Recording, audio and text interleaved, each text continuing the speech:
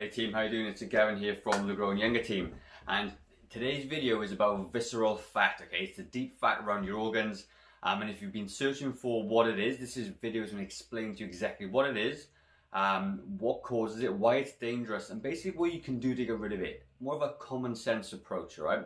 Ultimately, we need the tools to be able to do this, okay, without being too complicated and without struggling to do it, all right? So I'm Gavin, I'm a personal trainer, nutrition coach, and functional aging specialist. And what I do is I make it easier for people over the age of 45 to lose weight, recover from injuries, recover from lifestyle related diseases like high blood pressure, high cholesterol, diabetes, and basically stay functionally fit for long periods of time. So you can enjoy getting older without being confined to sort of, your couch, all right? So ultimately, what is visceral fat? Well, visceral fat is the deep internal fat within your body, okay? If I can, I'll try and put a little photograph just up there just to show you. And it's the fat that wraps around your organs, okay? It's kind of known as active fat because it kind of, it's active because it can change the hormones in the body, right?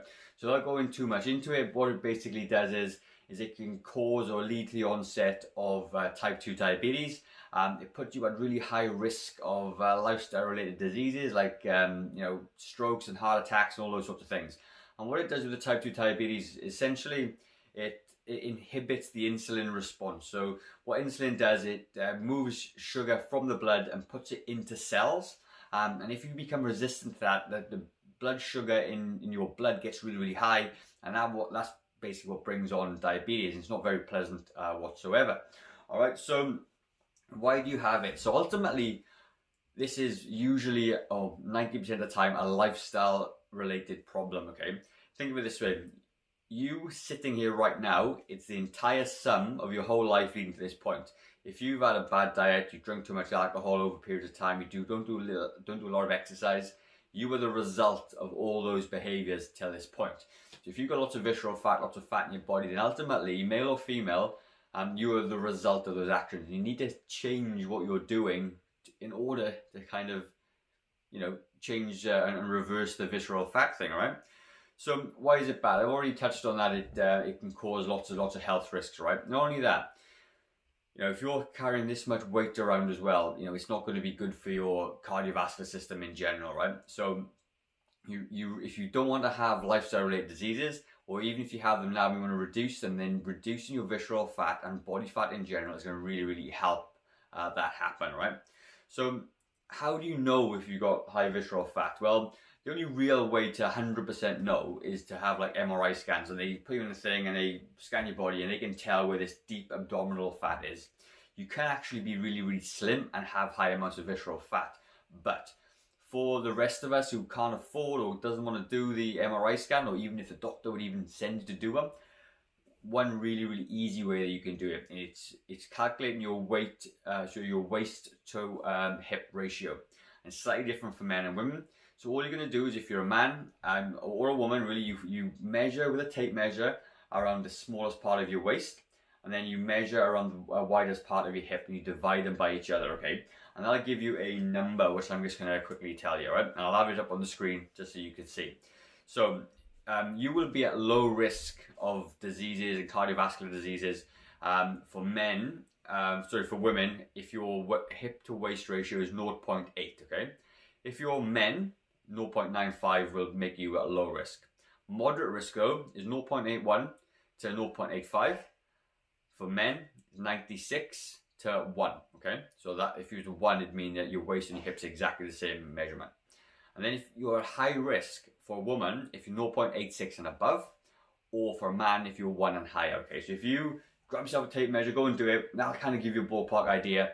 And if you are in any of those moderate to high risk categories, you really need to start making some lifestyle changes to do that, okay? So what can you do to get rid of it? Well, I've done lots of videos on this thing. I'll link them up above or even in the description for male and female how to lose weight. Losing weight is one of the first things you must try and do, okay? Now, ultimately, this becomes just a calorie deficit. If you can put yourself into a calorie deficit, which means taking in more calories or taking in less calories than you burn, you're going to be able to do that. And the way you do that is to start choosing better food options. Low calorie, highly filling foods that's going to help, help you feel full and not feel deprived.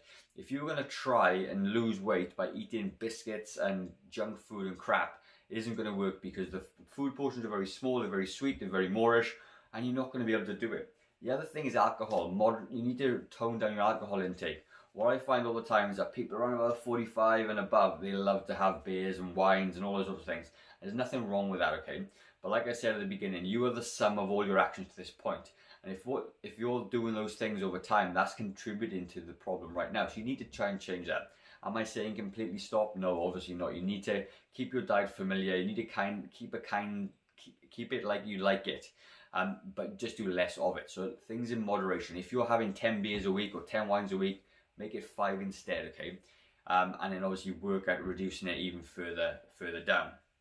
So ultimately, when it comes to losing weight, it is a matter of exercise and nutrition. You can't really do it without, okay? And what you need to do is start exercising more. And there's two things you need to do. One is weight training, one is cardio.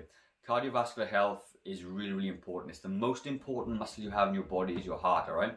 And you do that by doing low intensity, steady state cardio, which is brisk walking, cycling, swimming, all those things. It's very, very easy to do. And over the course of an hour, you can burn a lot of calories off. And you can get yourself into a calorie deficit, and you can start mobilizing these fat stores to lose this weight, right? The other thing is weight training. Super important. Build your muscles, get more, get stronger, get fitter. And ultimately, when you start weight training, you're using the glycogen stores in the muscle, which is just sugar. It releases gets rid of the sugar when you're working, and obviously it leaves room then for fat oxidation. So when you get rid of all the sugar in your muscles, then you're going to start to burn fat, as long as you're in a low calorie diet or lower calorie diet, and that's going to help reduce this visceral fat. Now, there's two types of fat, okay, which we're quickly go into it. One is subcutaneous fat, which is the fat under the skin. That, you shouldn't have much of that either, but it's not going to be as bad as a visceral fat. The other thing I need to mention is that although visceral fat is the most dangerous fat, it is the easiest fat to lose. So as soon as you start to make some healthy life changes, you're really going to start to mobilize or get rid of that visceral fat, okay? And like I said, you must come down to exercise and nutrition. I'm going to put a little clip up there of just my breakfast this morning. It seemed really indulgent. It was just pancakes with fruit, with a little bit of 0-calorie sauce, and it was absolutely amazing. It was only 340 calories, right? Whereas your bowl of muesli could be maybe the same, be tiny portion. You still feel hungry after, and it's quite boring, right? So I'm going to leave that just up above there. But ultimately, what you want to be doing, and it's not too complicated, okay? None of this is complicated. Is just start exercising, start weight training. I'm going to put some videos up above of how to start weight training, how to get stronger, and then obviously how to lose weight, male and female. There's two slightly different videos, and if I can't get them, not very good at technology, if I can't get them in the screen, I'm going to put them down below in the description, so they're going to be labeled clearly for you to click on, and that'll be it. If you like the video, guys, give me a like. Tell me what is the first thing you're going to be working on. Is it going to be your exercise or nutrition? And tell me what it is that you're going to be doing, okay? It's really interesting to see how you guys get on. And like I said, subscribe to the channel, because loads of people that watch my videos aren't subscribed yet. So click on the subscribe button to make sure you get more of these updates from me. I do a video every single Sunday, and I obviously take on board questions that you guys ask me, and I'll do videos on those topics, okay? And like I said, at the Growing Younger team, that's what we do. We help people over the age of 45, recover from these lifestyle-related diseases, get fitter, get stronger, more functional.